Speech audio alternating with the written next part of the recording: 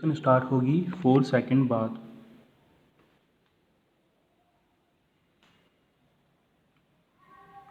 Start. मेरे घर के सामने जाती हुई धूप से घर की परछाई जहाँ बन रही थी वहाँ खाली मैदान है जो मेरे जन्म से भी पहले से खाली है। वहाँ खेलती एक बच्ची को उसकी मम्मी घसीटते हुए अंदर ले जा रही थी। चलो अंजलि अंदर, अभी बाहर नहीं खेलना है, कोई इन्फेक्शन हो गया तो, कहते हुए उसे अंदर लेकर दरवाज़ा बंद कर दिया। उसी घर में जहाँ मेरे बचपन का यार रहता था, मगर अब किराएदार रहते हैं। जब कभी किराया लेने आता है तब ही मिलना हो पाता है। नौकरी लगते ही दूसरे शहर में सेटल हो गया है। पैरा। यही सामने तो खेलते थे हम। इन्फेक्शन के डर ने आज के बचपन को घर में कैद कर दिया है। अब से पहले तक सबका बचपन इससे आज़ाद था। शाम गहरा रही थी और इधर मेरी चाय कप की तली तक पहुंच रही है। तभी सामने 3-4 बच्चे खेलने के लिए जमा हो गए। उन सब में मैं खुद को और अपने यार को ढूंढ रहा था। 16-17 साल पहले इसी तरह शाम को हम भी इकट्ठा हो जाया करते थे। पैरा। हमारे आसपास ज़्यादा घर नहीं थे। मैं अपनी बहनों लता और तनु दीदी के साथ खेलता था। एक दिन पास में मकान बना जिसमें पराग और उसका परिवार रहने आया। पराग भी मेरा हम उम्र ही था। उससे बड़ी बहन थी सुमन दीदी।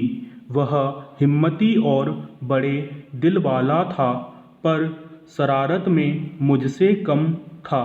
इधर मैं सबसे छोटा था और सबसे बड़ी लता दीदी थी। पैरा। जब हम तीनों खेलते तो वो दोनों भी आते।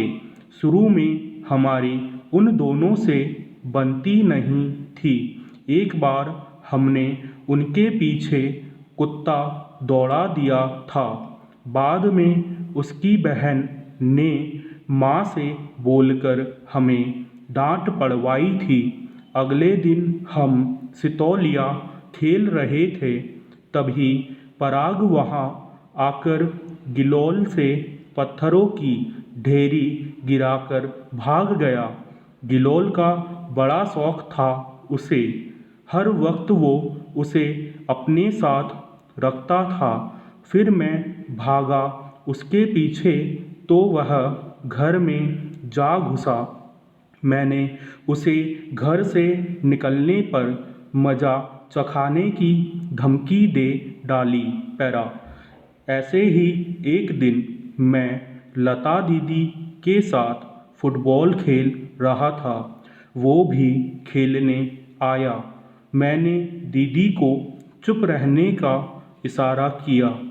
फिर मैंने फुटबॉल में कुछ ऐसे किक मारी कि वो उसकी पीठ पर जा लगी। वो रोता हुआ अपने घर चला गया। मुझे ऐसा लगा जैसे मैंने कोई जंग जीत ली हो। पैरा। एक दिन लता दीदी को मम्मी ने कुछ सौदा लाने बाहर भेजा। चुपके से मैं भी साथ हो लिया। हमारे घर से कुछ दूरी पर एक पहाड़ी थी और सड़क के पास से पहाड़ी पर जाने का एक छोटा सा रास्ता था। वहाँ बैर की छोटी छोटी झाड़ियाँ थी। दीदी बैर तोड़ने के लिए रुक गई। शाम ढलने को थी, पर बचपन को शाम से क्या लेना देना, उसे तो बैर दिख रहे थे। पैरा अंकुर, दीदी जल्दी भागो, तभी कान के पर्दे चीरते हुए शब्द सुनाई दिए। दीदी और मैंने एक दूसरे को देखा। दोनों की आंखों में एक अनजाना डर पनपने लगा। ये तो पराग की आवाज़ है। सामान्य होते हुए मैंने दीदी से कहा, हूँ फालतू में ही डरा दिया। दीदी के शब्दों को सुनकर ऐसा लगा जैसे उन्होंने डर को भगा दिया हो। यहाँ आ गया तो बैर मांगेगा, तू मत सुन उसकी बात, चुपचाप बैर तोड़। दीदी ने एक सख्त आदेश देते हुए ध्यान न देने को कहा। पैरा अंकुर, भाग, पहाड़ी से जंगली कुत्ता आ रहा है, पराग ने पास आते हुए कहा। उसकी सांस फूल रही थी। इतना सुनना था कि दीदी और मैंने एक साथ पहाड़ी की ओर देखा। सचमुच एक कुत्ता आ रहा था। मेरी तो जान सूख गई। दीदी के भी होश उड़ गए। दीदी और मैं किसी मूर्ति में तब्दील हो चुके थे। पराग ने वहाँ पड़ी एक लकड़ी उठा ली। तभी उसकी बहन भी वहाँ आ गई। तुम दोनों यहाँ क्या कर रहे थे? और तू पराग इनके पीछे पीछे आ गया। कहते हुए सुमन दीदी ने भी झट से पेड़ की झुकी हुई टहनी तोड़ ली। पैरा वो कुत्ता हमारे सामने आ चुका था।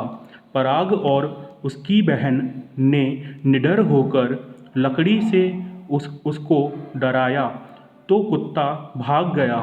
शायद हमें एक साथ देखकर उसे भी डर लगा होगा। फिर हम सब घर आ गए।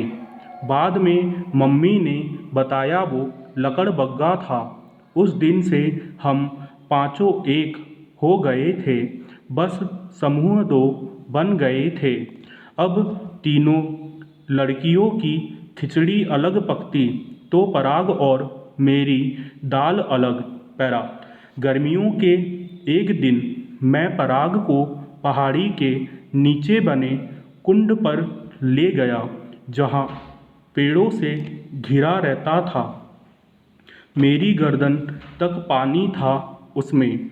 मैं सैकड़ों बार उसमें नहा चुका था, छुप छुप कर। वहाँ एक पेड़ पर मधुमक्खियों का छत्ता था। एक बार जिन्हें छेड़ने पर टुड्डी सूजी थी मेरी। जब पराग को मैंने छत्ता दिखाया तो देखते ही उसने गिलोल से निशाना साधा और हम कूद पड़े कुंड में। हम अंदर और नाराज मधुमक्खियाँ बाहर। मैंने चुपके से निकलकर देखा तो ऊपर की धुन सुनाई दी। पैरा अंकुर, पराग, कहाँ हो तुम? छुपो मत, मैंने तुम दोनों को यहाँ आते देख लिया था। तभी तनु दीदी की आवाज़ सुनाई दी। हम कितनी देर पानी में रहते? मैंने मुंडी बाहर निकालकर जोर से चिल्लाकर कहा। तनु दीदी, हम इधर है, कह तो दिया था मगर कुंड से बाहर आ नहीं सकते थे।